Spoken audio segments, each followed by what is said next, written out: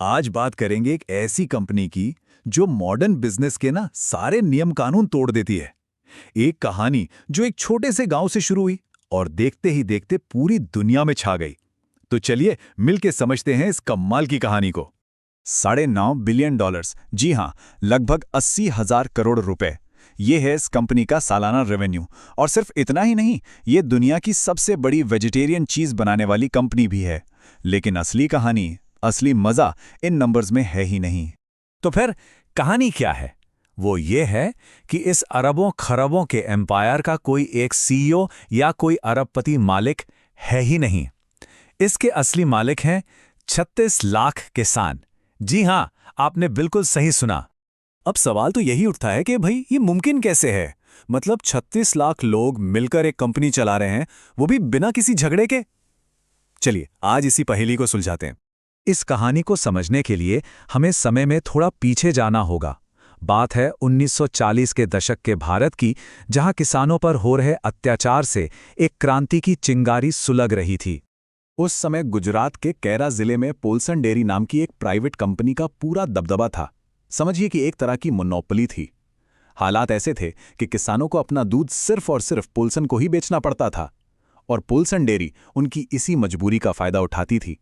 किसानों से कौड़ियों के भाव दूध खरीदती और शहरों में जाकर ऊंचे दामों पर बेच देती।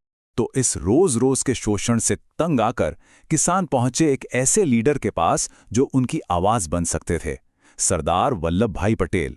पटेल जी ने उनकी पूरी बात सुनी और एक ऐसी सलाह दी जो सुनने में तो बहुत सिंपल थी, पर थी एकदम क्रांतिकारी। उन्होंने कहा, इन बिचौलियों को हटाओ, अपना संगठन, अपनी कोऑपरेटिव खुद बनाओ। बस यही वो एक लाइन थी जिसने एक बहुत बड़े आंदोलन की नींव रख दी। और पटेल जी की इसी सलाह पर अमूल की नींव रखी गई। 1946 में किसानों ने मिलकर खेरा यूनियन बनाई। फिर 1949 में इस कहानी में एंट्री होती है कि ऐसे इंसान की जो इस पूरी क्रांति का चेहरा बनने वाले थे, डॉक्टर वर्गीज कुरियन, जिन्हें हम आज father of the white revolution के नाम से जानते हैं।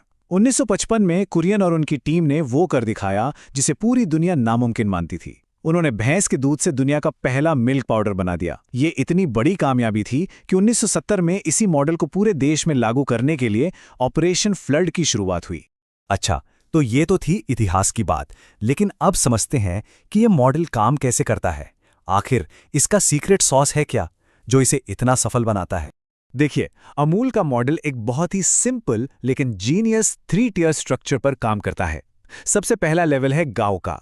यहाँ 18,000 से ज्यादा छोटी छोटी सोसाइटीज हैं जो हर सुबह और शाम किसानों से दूध जमा करती हैं। फिर आता है दूसरा लेवल, यानी डिस्ट्रिक्ट लेवल। यहाँ 18 यूनियन हैं जो उस सारे दूध को प्रोसेस करती हैं, उससे दही, मक्खन, पनीर जैसी चीजें बनाती हैं।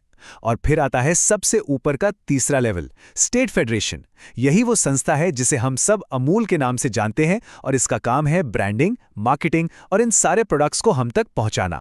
लेकिन इस पूरे सिस्टम का सबसे क्रांतिकारी, सबसे पावरफुल हिस्सा अब आने वाला है। वो ये है कि हम और आप अमूल प्रोडक्ट्स के लिए जो भी पैसा देते हैं, उस हर एक रुपए में से लगभग 80 पैसे सीधे किसान के खाते में जाते हैं। जरा इसको ऐसे समझिए, जहां बड़ी बड़ी कॉर्पोरेट कंपनियां अपने मुनाफे का एक बड़ा हिस्सा शेयर होल्डर्स और इन्वेस्टर्स को देती हैं, वहीं अमूल अपना 80% रेवेन्यू सीधे उन लोगों को लौटा देता है जो इस पूरे सिस्टम की रीढ़ हैं, यानी कि किसान। असल में यही वो सीक्रेट सॉस है जिसकी वजह से कोई भी दूसरी कंपनी अमूल से टक्कर नहीं ले पाती। और ये मॉडल इतना ज्यादा कामयाब हुआ कि सरकार ने फैसला किया कि इसे पूरे देश में फैलाया जाए। इसी मिशन का नाम रखा गया ऑपरेशन फ्लड, जिसे हम श्वेत क्रांति भी कहते हैं।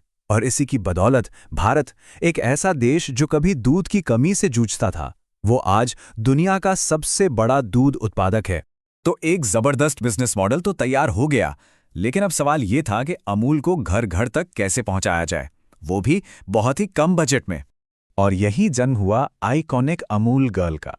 1966 में सिल्वेस्टर दाकुन्हा ने इसे बनाया। देखिए, अमूल के पास मार्केटिंग के लिए करोड़ों रुपए नहीं थे, तो उन्होंने एक बहुत ही स्मार्ट तरीका निकाला, टॉपिकल एडवर्टाइजिंग। मतलब देश में जो कुछ भी चल रहा हो, चाहे क्रिकेट हो, पॉलिटिक्स हो या कोई नई फिल्म, अमूल गर्ल उस पर अपनी एक मजेदार चटपटी राय जरूर देती है। और इसका नतीजा सच में हैरान करने वाला है। आज अमूल अपने टोटल रेवेन्यू का 1% से भी कम मार्केटिंग पर खर्च करता है, जबकि बाकी कंपनियां 8 से 12% तक खर्च कर देती हैं। ये स्मार्ट और असरदार ब्रांडिंग की एक शानदार मिसाल है। अमूल ने कभी किसी बड़े बॉलीवुड स्टार पर पैसा नहीं बहाया, क्योंकि उनकी असली स्टार तो वो पोल्का डॉट वाली छोटी सी लड़की है जो दशकों से हम सबके दिलों पर राज कर रही है। तो ये कहानी जितनी शानदार है उतनी ही प्रेरणा देने वाली भी। लेकिन सवाल ये है कि क्या ये मॉडल आज के ज़माने में भी उतना ही मजबूत है? चलिए देखते हैं कि अमूल से हमें क्या सीखने को मिलता है और आज इसके सामने क्या-क्या नए चैलेंज हैं। देखिए, 21वीं सदी अमूल के लिए कुछ नए चैलेंज लेकर आई है। एक तो ये कि अब हर राज्य में लोकल डेयरी ब्रांड से तगड़ा कंपटीशन मिल रहा है। दूसरा, नई पीढ़ी अब वीगन मिल्क जैसे ओट मिल्क और बादाम मिल्क की तरफ भी जा रही है। और एक सच्चाई ये भी है कि 36 लाख लोगों के इतने बड़े संगठन को चलाना अपने आप में एक बहुत बड़ा ब्यूरोक्रेटिक चैलेंज है, खासकर तब जब बाजार में नए-नए फुर्तीले टेक स्टार्टअप्स आ रहे हैं। और यहीं पर हमें अमूल और इन नए स्टार्टअप्स के बीच का बुनियादी फर्क समझ में आता है। एक तरफ है अमूल, जिसके मालिक किसान हैं और जिसका मकसद किसानों का भला करना है। वहीं दूसरी तरफ है मॉडर्न टेक कंपनियां, जिनका मकसद अपने इन्वेस्टर्स के लिए ज्यादा से ज्यादा प्रॉफिट कमाना है। तो ये लड़ाई असल में एक कॉर्पोरेटिव मॉडल और एक कॉर्पोरेट मॉडल के बीच की है। तो आखिर में अमूल की कहानी हमें एक बहुत ज़रूरी सबक सिखाती है। वो ये कि जब कोई बिजनेस सिर्फ मुनाफे के लिए नहीं बल्कि एक बड़े मकसद के लिए किया जाता है, जैसे यहाँ पर करोड़ों किसानों की जिंदगी को बेहतर बनाना, तो वो बिजनेस न सिर्फ कामयाब होता है बल्कि वक्त की हर कसौटी पर खरा उतरता है। ये कोई मार्केटिंग स्लोगन नहीं बल्कि एक जीता जागता कामयाब बिजनेस मॉडल है। और अमूल की ये कहानी हमें एक बहुत बड़े और गहरे सवाल पर सोचने को मजबूर करती है। ये हमें दिखाती है कि जब लोग एक मकसद के लिए साथ आते हैं तो वो बड़ी-बड़ी कॉर्पोरेट ताकतों को भी टक्कर दे सकते हैं। तो सवाल यह है कि क्या कोऑपरेशन यानी सहयोग की शक्ति कैपिटलिज्म से ज्यादा शक्तिशाली हो सकती है?